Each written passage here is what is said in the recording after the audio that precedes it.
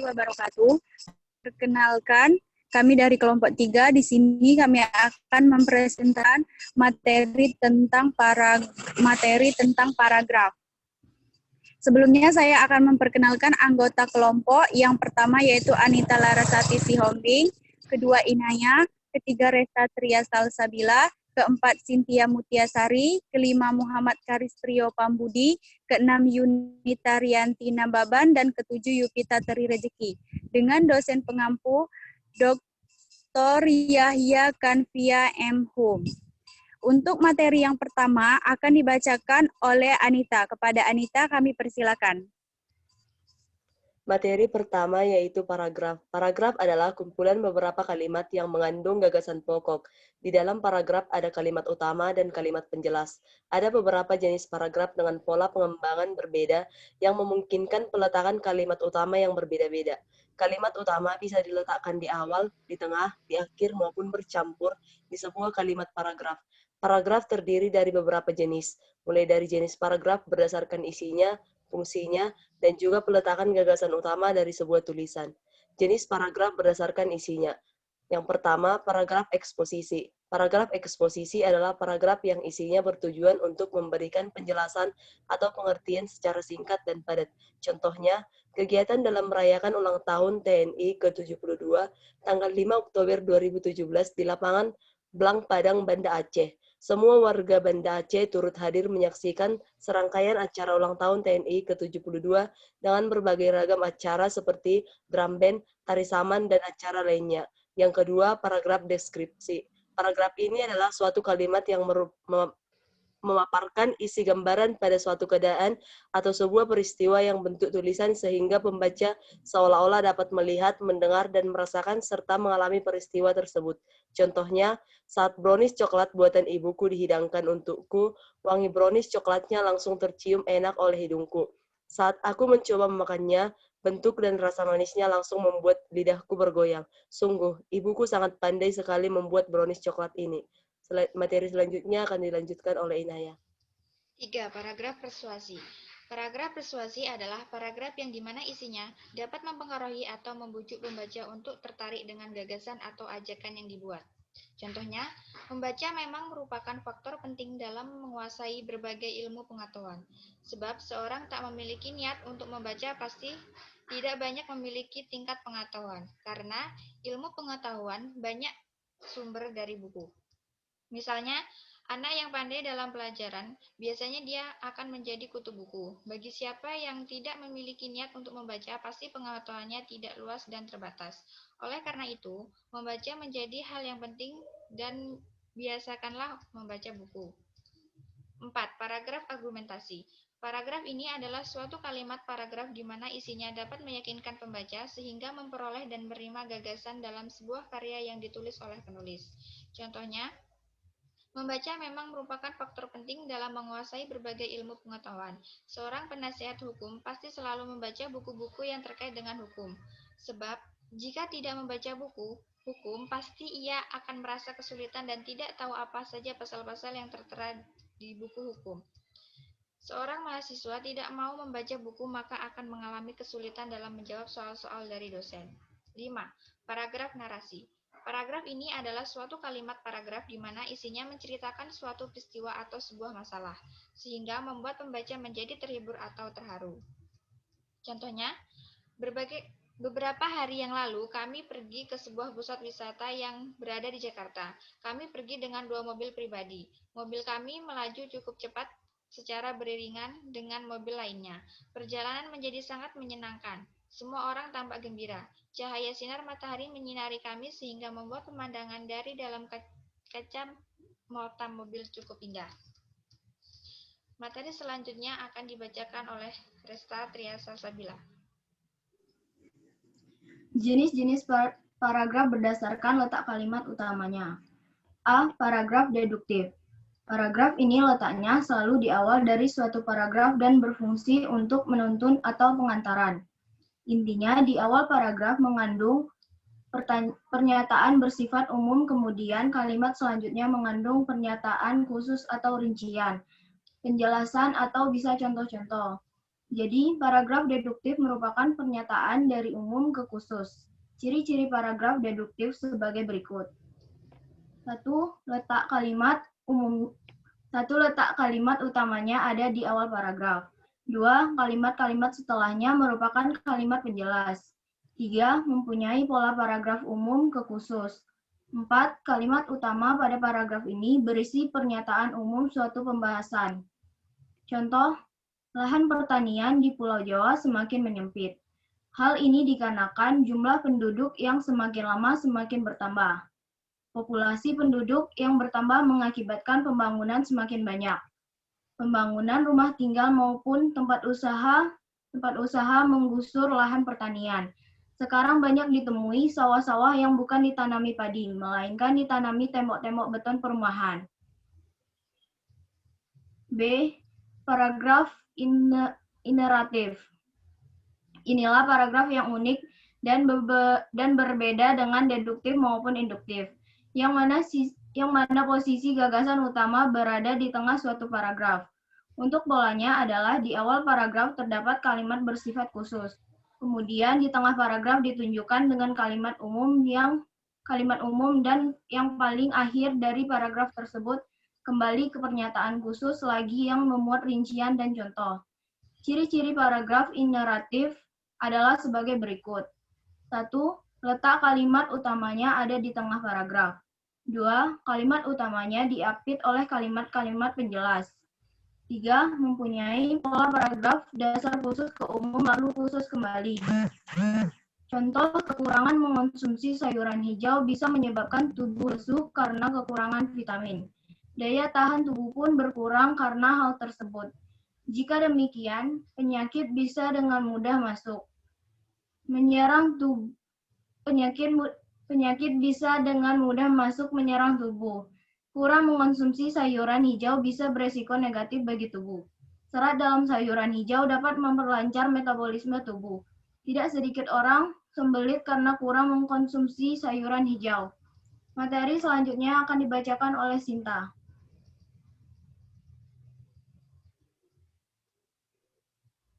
C. Paragraf induktif. Paragraf ini perlawanan dari paragraf deduktif, berarti dia berada di akhir paragraf. Paragraf induktif berarti penalaran dari pertanyaan khusus ke pertanyaan umum. Lebih mudahnya, perincian dan penjelasan khusus didahulukan kemudian disimpulkan dalam pernyataan umum. Ciri-ciri dari paragraf induktif adalah sebagai berikut. Letak kalimat utamanya ada di akhir paragraf. Kalimat-kalimat sebelumnya merupakan kalimat penjelas. Mempunyai pola paragraf dasar khusus ke umum. Pada pengembangannya, pola paragraf induktif bisa dikembangkan menjadi pola analogi, generalisasi, dan sebab akibat. Kalimat utama pada paragraf ini berisi kesimpulan suatu pembahasan. Contoh, siswa sering tidak konsentrasi saat belajar di dalam kelas. Kondisi ruangan yang tidak nyaman turut memengaruhi proses pembelajaran di kelas. Kemudian guru menyampaikan materi yang kurang profesional pun menyebabkan siswa malah mengikuti pembelajaran. Kurangnya kesadaran belajar mandiri pada siswa juga turut memperparah tidak tercapainya tujuan pembelajaran. Itulah beberapa penyebab nilai siswa turun di sekolah ini.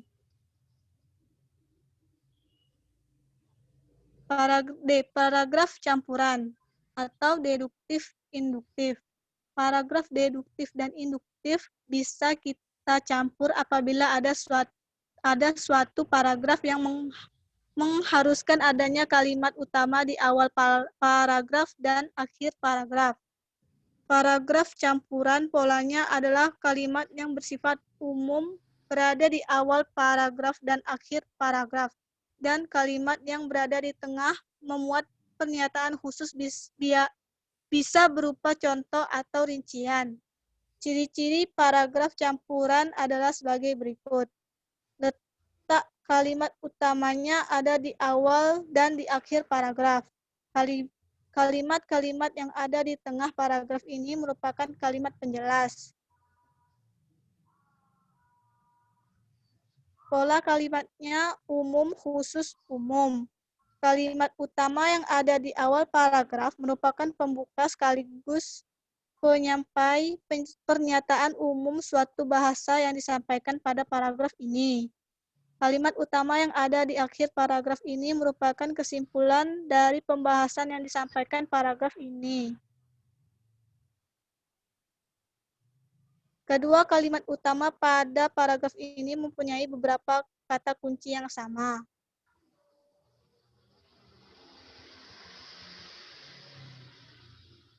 Contoh, siswa mesti rajin membaca buku. Dengan rajin membaca buku, pengetahuan siswa akan semakin banyak. Semakin banyak informasi yang diserap siswa, maka dia akan lebih mudah dalam menerima pembelajaran. Dengan banyak membaca, siswa juga kaya kosakata bahasa. Jadi, sudah seharusnya sekarang siswa rajin membaca buku.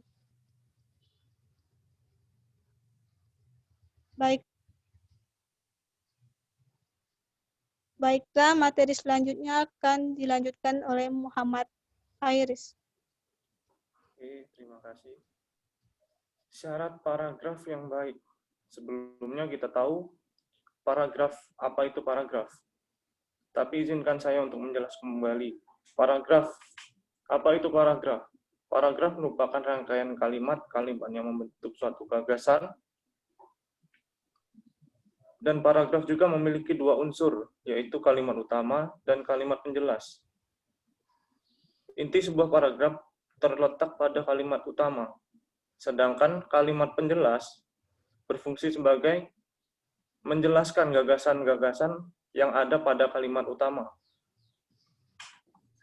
Untuk membuat paragraf yang baik, kita tidak bisa hanya sekedar menulis tanpa memperhatikan komposisi dan persyaratan paragraf tersebut. Untuk menulis paragraf yang baik diperlukan keterpaduan semua persyaratan yang harus dimiliki oleh suatu paragraf, sebuah paragraf ya. Paragraf juga mempunyai syarat-syarat, fungsi, ciri, dan unsur-unsur yang akan kita bahas dalam artikel singkat ini. Fungsi paragraf. Paragraf mempunyai banyak fungsi ya. Contohnya seperti menjadi pengantar sebuah ide-ide, isi kalimat, dan kalimat penutup. Pada tulisan yang dibuat oleh penulis, dan juga mencurahkan suatu perasaan dan pemikiran penulis dalam sebuah karya atau kalimat dalam bentuk tulisan yang dibuat secara logis dan dapat diterima oleh pembaca.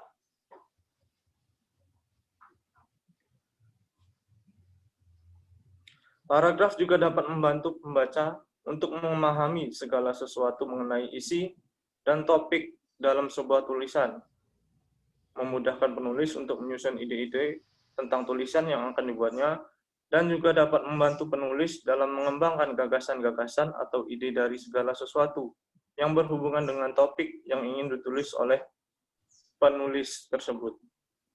Oke.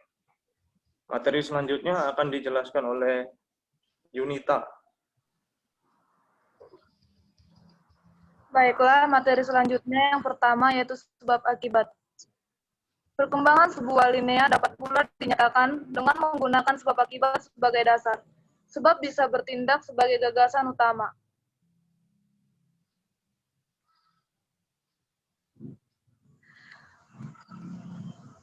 Sedangkan akibat sebagai rincian pengembangannya tetapi dapat juga terbalik. Umum khusus atau khusus ke umum. Kedua cara ini menanyakan cara yang paling umum dalam mengembangkan paragraf. Dalam hal pertama, gagasan ditempatkan pada awal paragraf, sedangkan perinciannya terdapat pada kalimat selanjutnya.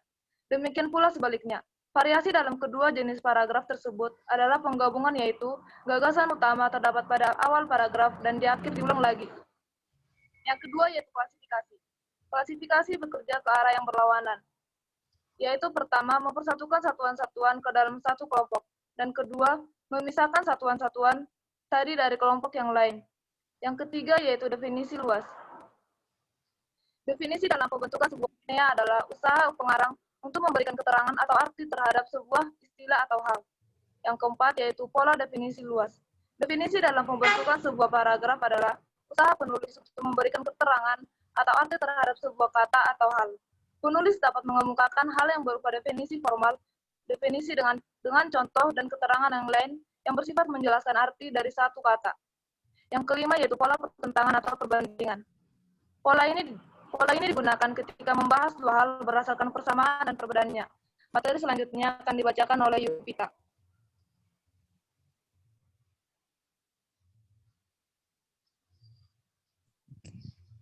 Syarat paragraf yang baik.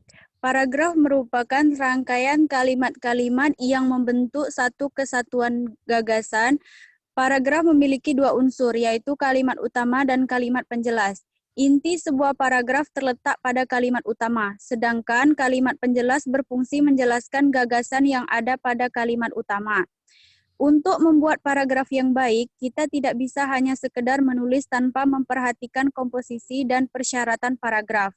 Untuk menulis paragraf yang baik, diperlukan keterpaduan semua persyaratan yang harus dimiliki oleh sebuah paragraf.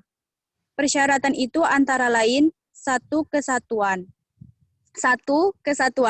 Yang dimaksud dengan kesatuan dalam paragraf adalah bahwa sebuah paragraf yang baik hanya boleh mengandung satu gagasan. Jika kalimat-kalimat yang ada dalam sebuah paragraf saling berhubungan dan saling mendukung dalam menjelaskan gagasan pokok paragraf, maka paragraf tersebut dapat dikatakan memiliki kesatuan gagasan. Sebuah paragraf yang memiliki lebih dari satu gagasan akan menimbulkan ketidakjelasan, sehingga paragraf tersebut tidak bisa menyatu. 2. Kelengkapan. Kelengkapan sebuah paragraf diwujudkan dengan terpenuhinya semua unsur pembentuk paragraf, yaitu gagasan utama, tema atau ide yang menjadi dasar pengembangan paragraf. 2. Kalimat utama. Setelah mendapatkan ide atau gagasan utama, langkah selanjutnya adalah menuangkan gagasan utama tersebut ke dalam sebuah kalimat utama. Jadi, dalam kalimat utama tersirat gagasan utama. Kita bisa meletakkan kalimat utama di awal, di akhir, ataupun di awal dan di akhir sebuah paragraf. 3. Kalimat penjelas. Sebuah kalimat utama yang mengandung gagasan utama belum bisa dikatakan sebuah paragraf. Karena itu, paragraf membutuhkan penjelas. Kalimat penjelas ini berfungsi menjelaskan ide dari kalimat utama, sehingga menjadi jelas, rinci, dan lengkap. Yang harus diperhatikan dalam membuat kalimat penjelas adalah jangan sampai kalimat penjelas tersebut menyimpang dari ide pokok. Semua kalimat penjelas harus saling mendukung gagasan utama. Dengan terpenuhinya semua unsur ini, maka sebuah paragraf akan menjadi paragraf yang baik. 3. Kepaduan. Kalimat-kalimat dalam sebuah paragraf yang terangkai secara logis dan saling mendukung gagasan utama disebut dengan kepaduan atau koherensi. Kepaduan ini bisa kita dapatkan dengan penggunaan konjungsi baik intrakalimat maupun antar kalimat. Ketiga hal di atas adalah syarat wajib yang harus dipenuhi untuk membentuk paragraf yang baik. Dengan terpenuhinya syarat-syarat di atas, sebuah paragraf akan lebih mudah dipahami. Syarat judul. 1. Menarik. 2. Mutakhir. 3. Frase. 4. Menggambarkan isi.